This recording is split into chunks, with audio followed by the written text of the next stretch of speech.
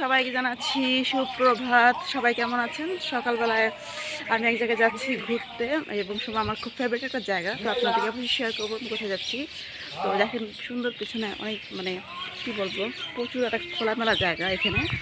তো এখান থেকে ঘুরতে যাচ্ছি, তো সঙ্গে থাকবেন, দেখেন কোথায় যাচ্ছি। সবাই যে যার কাজে ব্যস্ত হয়ে গেছে, তো আমরাও চলছি আমাদের মতো। তো আপনাদেরকে অবশ্যই নিয়ে যাবো আমি কোথায় যাচ্ছি আমার গন্তব্যে।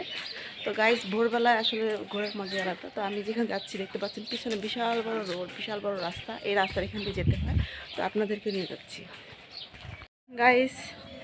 এই হচ্ছে রাস্তা। তো আজকে আমি যাব হচ্ছে কালীবাড়ি। সকাল সকাল কালীবাড়ি ঘুরতে যাব, কারণ ওখানে মন্দিরে একটু এত সুন্দর লোকেশন আপনাদেরকে শেয়ার করব। গ্রামে দেখেন কি সুন্দর একটা পরিবেশ। এখানে ধুমচা শুকায় দিছে, এগুলো জাল দেওয়ার জন্য কাজ ইউজ করে।